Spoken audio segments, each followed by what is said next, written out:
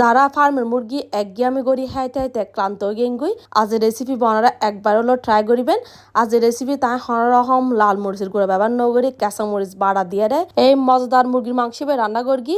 আর এই মাংস এতই মজা যারা ফার্মের মুরগি পছন্দ না করে তারাই হাইতে বাধ্য হবু। আসসালামু আলাইকুম, মনার বেগুন কেন আছেন? আশা করি বেগুন বোধ ভালো আছেন। আইও আলহামদুলিল্লাহ বোধ ভালো আছি। আজ অনলাইন নতুন করে রেসিপি আজ এলাম। আশা করি আজ রেসিপি বানাতে বোধ ভালো হবু। আজ অনলাইন ফার্ম মুরগিরা অন্যভাবে একটু শেয়ার করজুম, পুরোই একদম আলাদা। আইন দি ফোড়ার মতো কাঁচামরিচ আর বেশি করে ধন্য পাতা লই আর আই কাঁচামরিচের পরিমাণ একটু বেশি করেই দিই।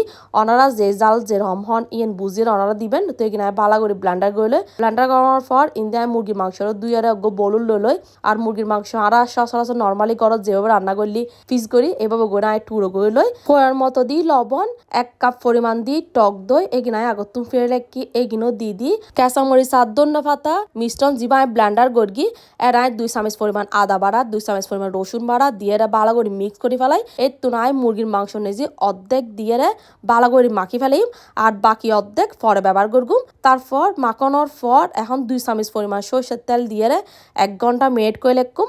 অনারা যদি সময় নতা হয় অনারা 10 মিনিট হলো মেড করে লাহিবার চেষ্টা করিবেন আর নলি ওয়ান রান্না করে ফেলাতে পারিবেন। তবে মেড করলে একটু টেস্টি বেশি ভালো আইব।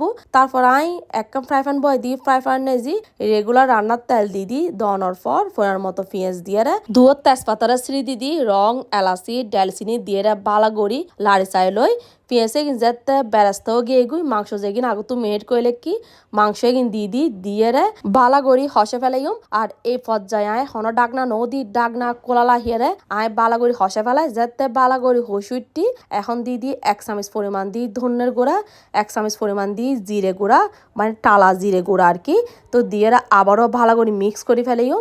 মাংস কিন্তু যাতে মোটামুটি হাফ সিদ্ধ হয়ে যাবে গই আগতুন জিবে আমি বাকি অর্ধেক মিশ্রণ রাহি দিলাম কাঁচামরিচ আর ধন্য পাতার এই মিশ্রণ দিয়ে দিম দেওয়ানোর পর আবারও ভালো করে লাড়ি ছাড়ি দিম। তারপর লাস্টে দিয়ে দিম সার্গ মাছ কাঁচামরিচ হালকা একটু ফালি গড়িয়ে দেওয়ানোর পর আবারও লাড়ি ছাড়িয়ে ডাকনা দিয়ে দিম। 10 মিনিট রান্না করানোর পর এই মাংস একদম রেডি।